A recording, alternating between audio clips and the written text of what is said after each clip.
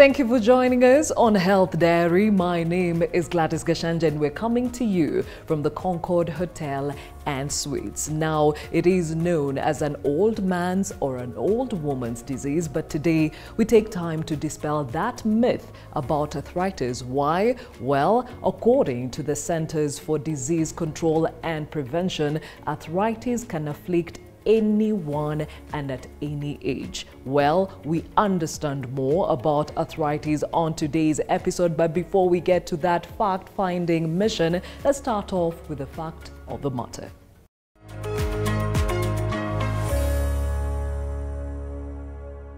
Arthritis is an inflammation of the joints and it can affect one joint or multiple joints. Main symptoms of arthritis are joint pain and stiffness, which typically worsen with age. There are more than 100 different types of arthritis with different causes and treatment methods.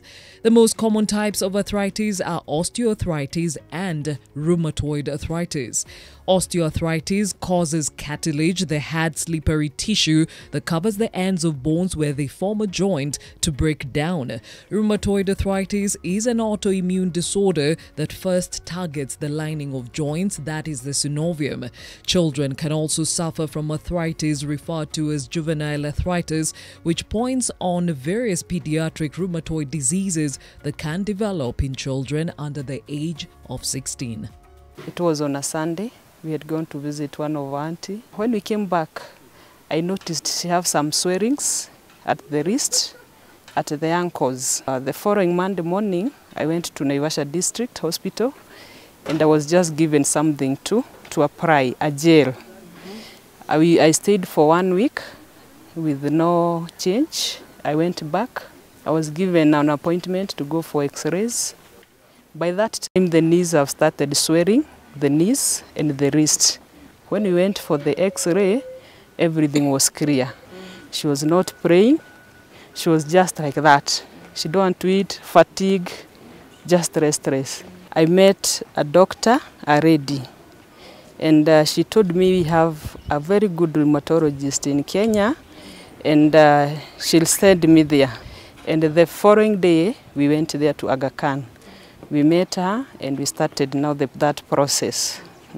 After 1 month, she told me now my daughter is suffering from juvenile arthritis. I was so scared. I never thought kids can get arthritis. It really affected her. Most of the time she was indoors. She couldn't even want to walk outside.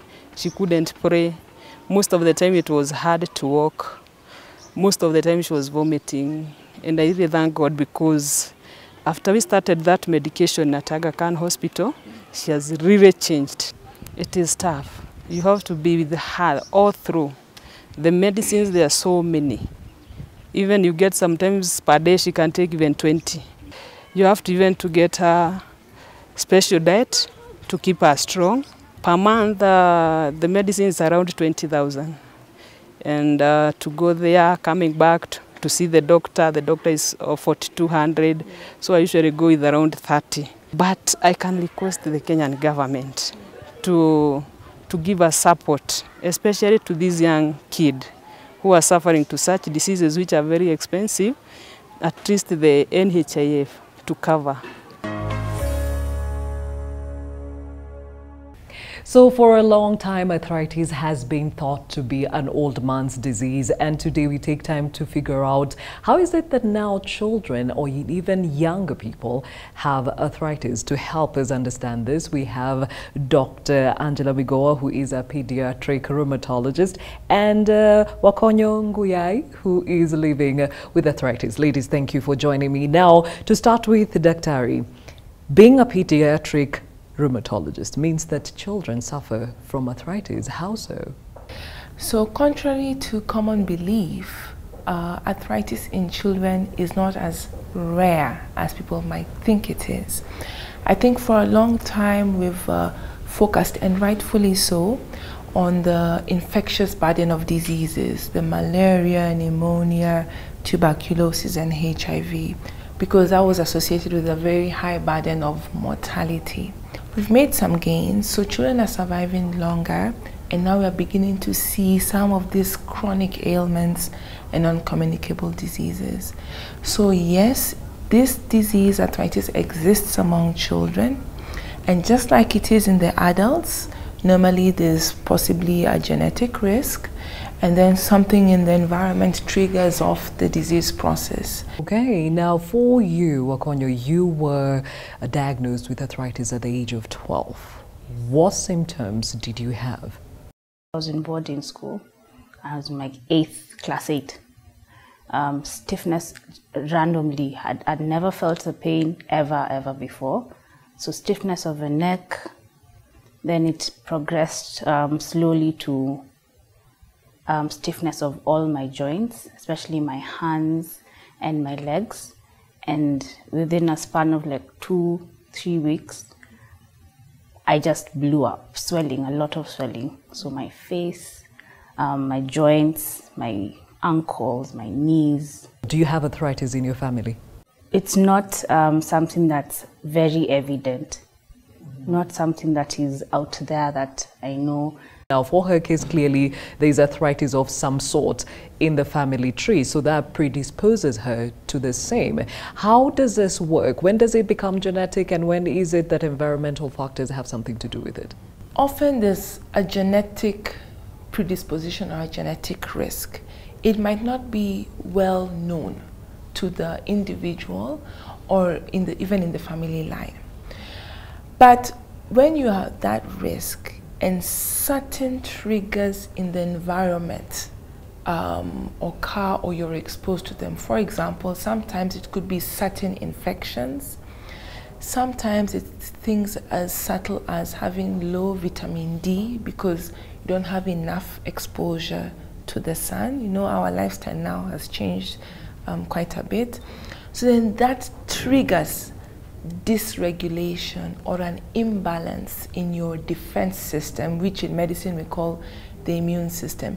And then that offsets a reaction that would then manifest with the disease. So when you were taken to the doctor, what did the doctor think it was the first time? They said it was the weather, the fact that I was in boarding, woke up early, went to bed very late. Then like everybody had a theory of their own. Then there's another doctor who said I was pretending, that I was scared of exams. So everybody had their own theories.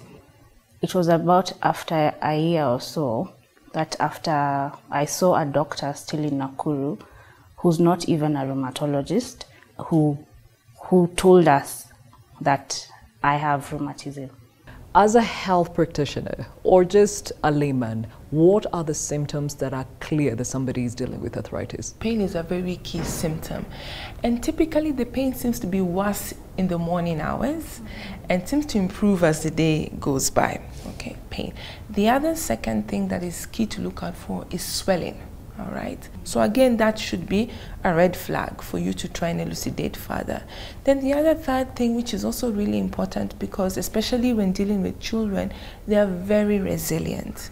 So if a child has a wrist that hurts, they will learn to work around it. You know, if they were writing with the right hand, they might now try maybe to use the left hand. If it is a child who was crawling and they were going on their hands and the wrist is painful, they might now use their elbows. So if you notice a child is beginning to do their day-to-day activities in a manner which is not their normal, then you also have to ask questions. Wakonyo, when they diagnosed you, did you have to change your lifestyle? Did you have to take up a different diet, stay away from certain activities? What was the treatment plan? Well, seeing that, especially that time I was a candidate, I stayed out of school for a very long time because it got to a point, the pain was so much, my parents had to drag me around the house on a mattress. I could not move. I couldn't. I remember I only used to have mashed potatoes and ice cream because that's the only thing that could allow me to move my jaw the slightest bit. I had to cut out on school activities, duties. My diet didn't really change because at that point, no one told me this is what you should eat, this is what you shouldn't eat, because I was still on the same supplements given by previous doctors. So it wasn't, no one was sure about what was going on. So I was given everything just to make me go through that year. When I went to high school now, I could manage it. I learned how to manage it. We learned this during this time of the year is when it is triggered most. When I do certain activities, I can't strain too much when if it's writing my notes. There's times I had to take breaks when you're writing notes because my hands and fingers get stiff. So life just I had to just calm down. Yeah. Okay, so what do you advise guardians, parents, those that have to take care of those that are living with arthritis? We need to empower our healthcare workforce to be able to identify these cases early. Okay, and so the concept of training specialists to identify children or patients with rheumatology diseases would be very key. That's the first thing. The second thing I would say, it's one thing to identify, then you need to be able to avail assistance that will allow intervention. So therefore, availing treatment at affordable costs for these families would be important. If we're able to have NHIF cover certain chronic things like malignancies, cancers, I think we also then need to have the discussion how we can help people who have got other non-communicable diseases, including but not limited to arthritis, to be able to benefit from some of this. And then thirdly, which we cannot forget, is to really empower the wananchi with some of the preventive strategies that we can employ so that we don't get to that point. Granted, some things we might not prevent, but for those that we can, then we should be able to help. And I think at this point I will stop you because that preventative methods she's talking about speaks to the diet and change of lifestyle, and she will tell us more about how that has to do with arthritis right after this break. So we're speaking about arthritis on a Health Diary today, and the question here is, why is it that we're seeing more and more young people living with arthritis? Well, I still have Dr. Migo with me, and I have Wakonyo to help us understand arthritis better. Now, Suzanne, before we went to break, Wakonyo in this case, with most people thinking that arthritis is an old man's disease, have you had to deal with stigma with people and wondering, how is it that you live with arthritis and you're so young? Yes. Right from the word go. Because even that time, my teachers, because that time my parents were the ones who explained to everybody else that this is her condition, she can't do, this is how she is. I could tell right from the beginning, even after I went back to school after treatment, my teachers just treated me differently. They're like, okay, so you don't want to perform because you think you're sick. You're getting this grade because you think you're sick. Because I was now deemed as lazy. And just especially that word, lazy and slow. So those are the two things that up until now are described, words that people use to describe someone like me. Like sometimes I'm in the streets going home, and my legs will not function. I'm in so much pain. So this person won't understand, like move out of the way. But they don't know. I also don't blame people because it's not something that's written on my forehead, you know.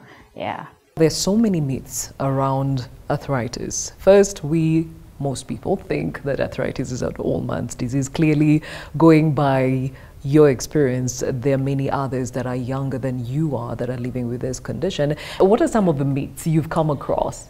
So I have had families when you give the diagnosis and they completely disappear from clinic. Okay, that's the first misperception.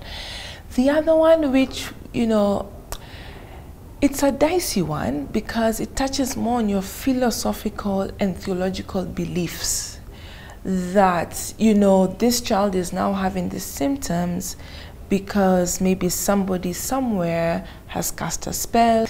Then again, another one that again touches on our beliefs is that, oh, because you did something wrong, so as a form of punishment, then this has happened to your child, or this is happening to you. And it's important to address these things, because then when you offer in certain strategies, like, you know, go out into the sun more, or just take this medicine for 2 weeks, the compliance is poor. There are more women that live with arthritis than men. Why? People have done several studies, and they have found, because of the hormonal differences that we women have compared to gentlemen, it does put us at a higher risk of getting some of these diseases where your defense system, the immune system, gets a little bit confused and now can no longer differentiate what is part of you compared to what would be foreign to you. Arthritis and diet, there's a relation. There's some foods you're told stay away from, it would help with the inflammation. Others you're told pick these up, they are better for you. What have you had on your end that has helped you along with the crisis? I've had to adopt a lot into my diet, especially vitamin D. So even now I have to take breaks and go bask, then go back to the office. And then a lot of omega-3, iron. I've had to do away with things like coffee, anything with caffeine. I've read and I've been told triggers inflammation. If you have optimum levels of vitamin D, it is protective against so many things. Arthritis, some people even say some cancers, okay. So we must purpose to get enough vitamin D, and we have free vitamin D by virtue of the sun. Diet, you know, we are what we eat, literally. Our bodies are what we eat. You know, which are some of these foods which are protective? The ones that we know clearly are protective for arthritis are fish oils. So people who eat lots of fish, and if you cannot have lots of fish, people who take some of the fish oil supplements, it could be protective. The disclaimer is, when you take supplements, it should be something monitored. We now have people who don't sleep enough. I have had children who tell me they are sleeping for 3-4 hours. And I challenge the people who will see this show, try an experiment over the weekend when you're not working, and give yourself only 2-3 hours of sleep, and you will see all your joints will ache from head to toe. So these are some things, if you modify, you could relieve some of the symptoms. Is it possible to be cured of arthritis? It depends on what is the cause of the arthritis. A common entity in children is that they get a bit of arthritis when they have infections. So when you treat the infection, a sore throat, a pneumonia, then the arthritis definitely melts away, all right? So in that sense, you can cure that kind of arthritis. But when you get into the realm of chronic arthritis, long-standing arthritis, meaning you're looking for other causes, looking for infection, cancer, you don't find anything, and ultimately it's only arthritis that you're finding, which in pediatrics we call juvenile idiopathic arthritis, our treatment goal then becomes what we call remission and not cure. Because if I'm to cure you, I should give you a new defense system, which is done by transplant. And even in, you know, countries where they don't have a limitation of resources, it's not the first thing they go for. But in remission, what I'm doing, I'm trying to retrain your defense system and to tell it, calm down, stop overreacting and attacking the joints. Take it easy, focus your attack on foreigners, all the germs causing diseases. So really, most of the time, our goal in that kind of arthritis is remission. Yeah. Well, Konya, this is a lifelong condition, and as you said, with every attack, you've got to be on medication. How does that look like? It's very, very expensive.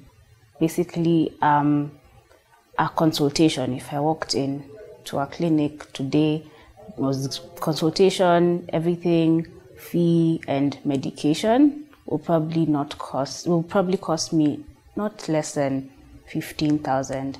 I have to go through so many tests, and I've gone through so many tests, and tests are expensive.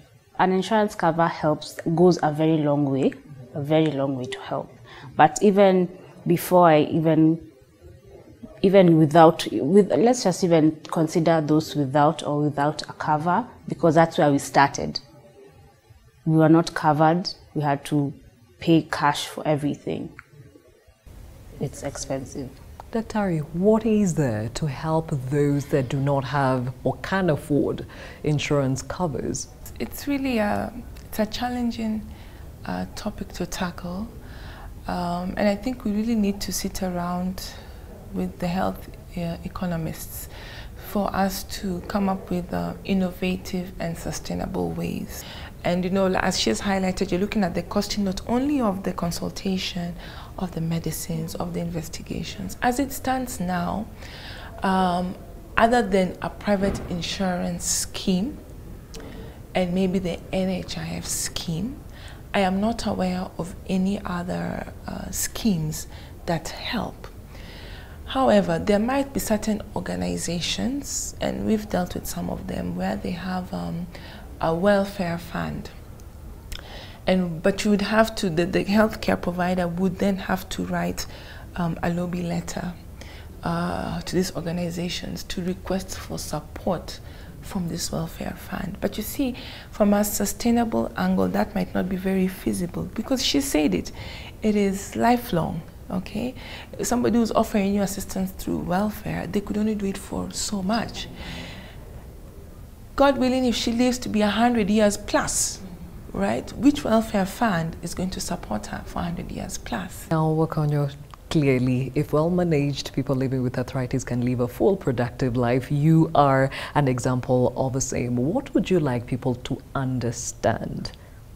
I might look fine, I might look healthy, I might look happy, but I could be in a lot of pain. Don't be very quick to dismiss someone who is not really as energetic as everybody else is. Because the one thing I've learned with this, and I'm still going through even now, is the fatigue that comes along with rheumatism is immense. You can't push yourself to your limits, because I actually have limits. I can't do too much because I don't want to strain my body so that I trigger an attack. But I can live a normal life. Just like every young person, be on the mountains, be on the road, be everywhere, just have fun.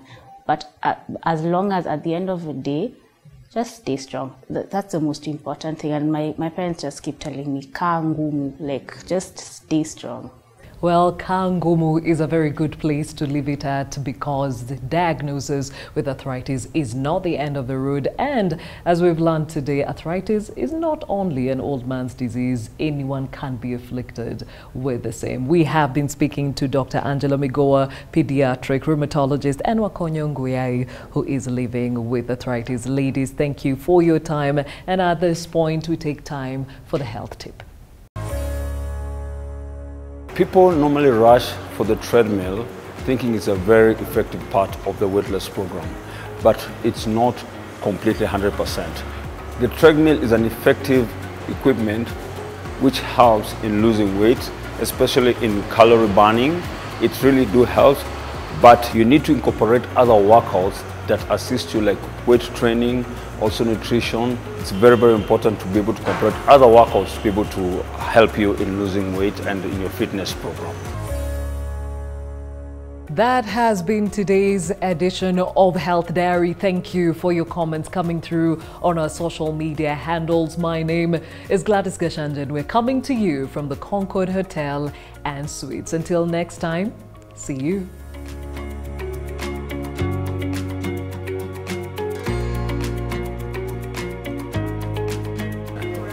Yeah. Why people rush, yeah.